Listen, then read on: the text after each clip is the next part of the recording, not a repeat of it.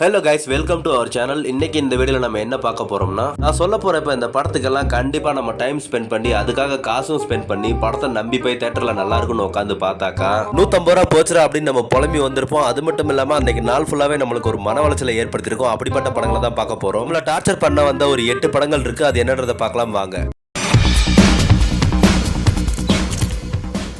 இது வரைக்கும் நம்ம தமிழ் சினிமால லட்சக்கணக்கில் படம் வந்திருக்குங்க. இந்த லட்சக்கணக்கில் படம் வந்திருந்தாலும் சில படங்களுக்கு மட்டும்தாங்க பார்ட் 2 எல்லாம் வந்திருக்கு. ஆனா இங்க ஒருத்தன் எவ்வளவு பெரிய ஒரு பொலப்பத்தவனா இருந்தா இந்த ஒரு படத்தெல்லாம் பார்ட் 2 எடுத்து வைப்பான். கையை வச்சா யூனிஃபார்ம் போட்டவன் போடாதவன் எல்லாம் பார்க்க மாட்டேன். வெச்ச கையை வெட்டி வீச்சு எரிஞ்சிட்டு போயிட்டே இருப்பேன்.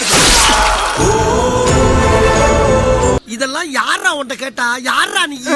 ஏதோ இந்த தலைநகரம் ஃபர்ஸ்ட் பார்ட்டே வடிவேலோட காமெடிக்காக தான் ஓடுச்சு. இந்த படத்துலயாவது வடிவேலு மட்டும் தான் காமெடி பண்றாரு. ஆனா இந்த தலைநகரம் 2ல இந்த ஹீரோ வில்லனுங்க எல்லாம் காமெடி பண்றாங்க. பட் ஆனா அவங்க சீரியஸா தான் பண்றாங்க. நமக்கு அது காமெடியா தெரியுது. மேல கையை வச்சா யூனிஃபார்ம் போட்டவன் போடாதவன் எல்லாம் பார்க்க மாட்டேன். வெச்ச கையை வெட்டி வீச்சு எரிஞ்சிட்டு போயிட்டே இருப்பேன். சிரிக்காத சொன்னா எனக்கு அசிங்கமா இருக்கு.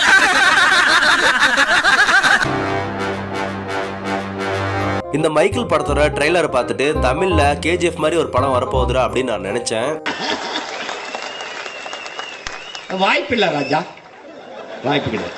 நான் நம்பி போய் தியேட்டர்ல உட்காந்து பார்த்தேன். பாதியிலே எந்திரிச்சு ஓடி வரலாமா அப்படின்ற ஒரு மனநிலைக்கு நான் ஆளாயிட்டேன். KGF மாதிரி ஒரு படத்தை எடுக்க சொன்னா KGF படத்தையே எடுத்து அதை ஸ்பூஃப் பண்ண மாதிரி எடுத்து வச்சிருக்காரு இந்த படத்தோட டைரக்டர். மத்த ஸ்டேட் காரனுங்களாம் இந்த மாதிரி படத்தெல்லாம் பார்த்தானுங்களாக்கா காரி துப்பிடுவானுங்க. அந்த அளவுக்கு கேவலமா எடுத்து வச்சிருக்காரு. இந்த படத்தோட ஹீரோக்கு ஒரு பில்டப் கொடுப்பாங்க. அடிக்கடி இந்த படத்துல இதான் பண்ணிட்டு இருப்பாங்க. இதெல்லாம் பார்க்கும்போது நம்ம எல்லாம் இன்னும் எதுக்கு உயிரோட இருக்கோம் அப்படின்ற மாதிரி தான் தோணும் நமக்கு. இந்த படத்தை நான் அவ்வளவு ஃபுல்லா கூட நான் பார்க்கலங்க. பாதியிலே எந்திரிச்சு ஓடி வந்ததான் மிச்சம். இதுக்கு மேல சத்தியமா இந்த மாதிரி படத்துக்கெல்லாம் வரவே கூடாதுன்னு தியேட்டர் விட்டே ஓடி வந்துட்டேன். சத்தியமா வர மாட்டேன் சார்.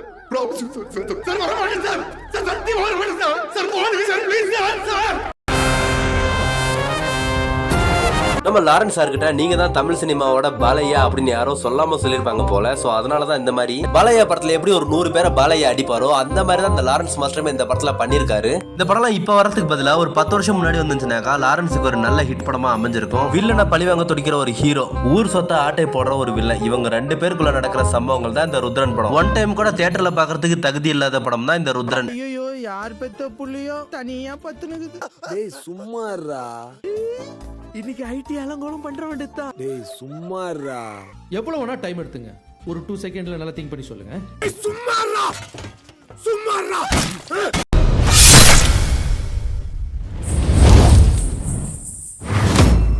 இந்த படத்தோட கதை ஒரு புது கதையா இருக்குமா? 17 வருஷம் முன்னாடி ரிலீஸ் ஆன ஒரு படத்தை இப்ப ரீக்ரியேட் பண்ணி எடுக்கிறாங்களா இல்ல வேற ஒரு கதை அப்படின்றதுக்கோசரமே டிக்கெட்டை போட்டு நான் படத்துக்கு போனேன். எனக்கு பயங்கரமான ஷாக்கு. ஃபர்ஸ்ட் பார்ட்டியே திரும்ப அவனுங்க எடுத்து வச்சிருக்கானுங்க. மறுபடியும் முதல்ல இருந்தா பேய்க்கும் சண்டைங்கிறதுல இருந்தே நாங்க வெளியே வரல இன்னும். இதெல்லாம் நாய்க்கும் பேய்க்கும் வேற சண்டைங்கிறத ஒரு கர்மாந்திர காட்சியை எடுத்து வச்சிருக்காங்க. உங்களுக்கு என்னடா ஆச்சு? ஏன்டா உங்க புத்தியெல்லாம் அப்படி போய்கிட்டு இருக்கு? சண்டாளைகளா? இங்க நடந்த விஷயத்தை உனக்குள்ளே வச்சுக்குமா, வெளியாட்டி சொல்றாதமே மானமே போயிடும். காமெடியா இல்லாத ஒரு காமெடி படத்தை எடுத்து வச்சிருக்காங்க. உங்க ஃப்ரெண்ட்ஸ் யாரையாவது வெறுப்பேத்தணும்னு நினைச்சு இந்த படத்தை நீங்க போட்டு காமிச்சீங்கன்னா அவரு சத்தியமா கொலகாரரா மாறிடுவாரு உங்க ஃப்ரெண்டு. அந்த அளவுக்கு ஒரு மோசமான மனநிலைக்கு தள்ள வச்சிரும் அந்த படம்.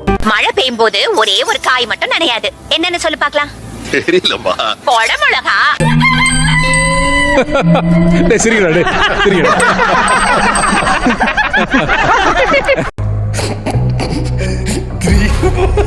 இந்த படத்துல காமிக்கிற வில்லனுக்கு கொலை பண்றது மட்டும்தான் மோட்டிவ். ஏன் கொலை பண்றான், எதுக்கு கொலை பண்றான்னு யாருக்குமே தெரியாது. அவனை தேடி ஒரு ஹீரோ. இந்த வருஷத்துல நான் பார்த்த ஒஸ்ட் மூவினா கண்டிப்பா அது இந்த படம் தான். நயன்தாராவுக்கும் இந்த படத்துல வாமா மின்னல் ரோல் தான். தியேட்டர் ஓனர்கிட்ட போயிட்டு அண்ணா என் 150 ரூபா திருப்பி கொடுத்துருந்தா நான் இப்படியே ஓடிடுறேன்னு சொன்னேன். தியேட்டருக்காரன் அடிச்சு விரட்டி விட்டா என்ன. நான் எங்கடா வந்தேன்? நீ தான்டா என்ன கூட்டின்னு வந்த. ஐயோ மதி, இங்க என்ன நடக்குது தெரியுமா? பயங்கரமான கேம் நடக்குது மதி. நான் இந்த படத்துக்கு போனதுக்கான முக்கியமான காரணம் இவர் ட்ரெய்லர்ல இருந்த சொல்ற ஒரே வார்த்தைக்காக தான். ஒரு பேர் சோறு சாப்பிடுறானுங்கன்னா ஒத்த தெவிடி அப்படி இருக்கிறது தப்பே இல்லடா. படம் ஆரம்பிச்ச 10 நிமிஷத்துலயே கழுத்தை கத்தியே இல்லாம அருன்னு அறுக்க ஆரம்பிச்சிட்டாங்க. என்னதான் ஜெயம் ரவி நல்லா பர்ஃபார்ம் பண்ணியிருந்தாலும் இந்த படத்துல ஸ்டோரி என்கேஜிங்கா கொண்டு போல. பிளாஷ்பேக்கும் அந்த அளவுக்கு ஒர்க் அவுட் ஆகல.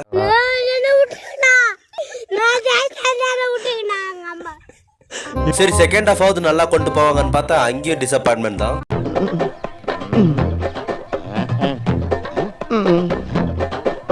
என்னடா உள்ள ஒண்ணுமே இல்ல.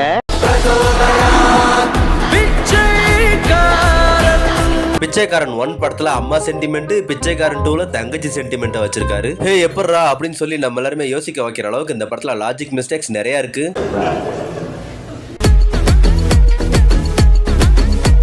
ஹே பிரபு, ஹே ஹரிராம் கிருஷ்ணா அப்படின்னு நம்ம எல்லாருமே சொல்ற அளவுக்கு இந்த படத்தோட மேக்கிங்கும் மிஸ்டேக்கா இருக்கு. எத்தனை குண்டு போட்டாலும் இந்த ஜப்பான் அழிக்க முடியாதுடா. இந்த ஜப்பான் படத்தோட ஆடியோ லான்ச்ல கார்த்தி ஒன்று சொல்லியிருப்பாரு, நான் எந்த ஒரு டைரக்டர்ட்டுமே எனக்கு ஒரு கதை இருந்தா சொல்லுங்க அப்படின்னு கேட்டது கிடையாது. ஆனா இந்த ஜப்பான் படத்தோட டைரக்டர் ராஜமுருகன் கிட்ட எனக்கு ஒரு கதை இருந்தா சொல்லுங்க சார் அப்படின்னு நான் கேட்டிருக்கேன். சோ அதனாலதான் எனக்கு ஒரு இப்படி படத்தை கொடுத்திருக்காரு அப்படின்னு சொல்லியிருப்பாரு. ஆனா இந்த படத்தை கார்த்தி முழுசா பார்த்தாரா இல்லையான்னு தெரியல. என்ற மாதிரி ஒரு நாள் சிரிக்க முடியுமாத்தா? எங்க நீ சிரி?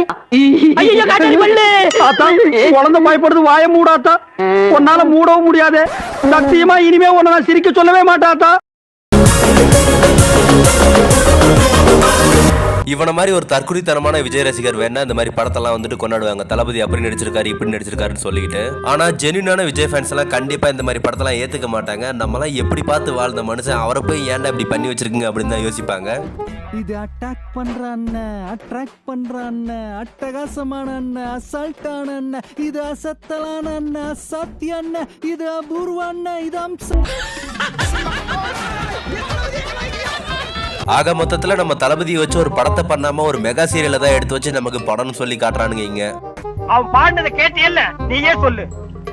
ஃபைட் வேணுமா? ஃபைட் இருக்கு. ஃபைனலி எமோஷன் ஆல்சோ இருக்கு.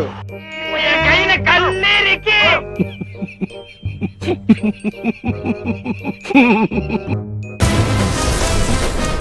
அடிக்கிறது எனக்கு ஒன்றும் பெரிய விஷயம் இல்ல, வித்தியம் இல்ல.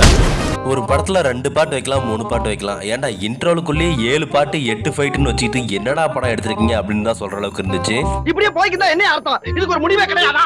இந்த படத்தோட டைரக்டர் முத்தையா நம்ம பார்த்து சலிச்ச 20 வருஷத்துக்கு முன்னாடி வந்த கிராமத்து கதையெல்லாம் என்னென்ன இருக்கோ அதுல இருந்து கொஞ்சம் கொஞ்சமா உருட்டி கலந்து எல்லாமே இந்த படத்துல கொடுத்திருக்காரு. கொடுத்ததான் கொடுத்தாரு, நல்லா கொடுத்திருந்தா பரவாயில்ல. ஒரு டைம் கூட பார்க்க முடியாத அளவுக்கு ஒரு கன்றாவியான படத்தை தான் கொடுத்திருக்காரு.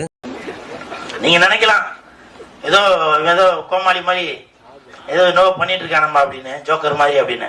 உண்மையிலே ஜோக்கர் தான். ஓகே, இந்த 2023ல இத்தனை படங்கள் தான் ஃபிளாப் ஆச்சுன்றதை பார்த்தாச்சு. நெக்ஸ்ட் இயர் நம்ம மீட் பண்ணுவோம். இதில் நிறைய படங்கள் வர காத்திருக்கு.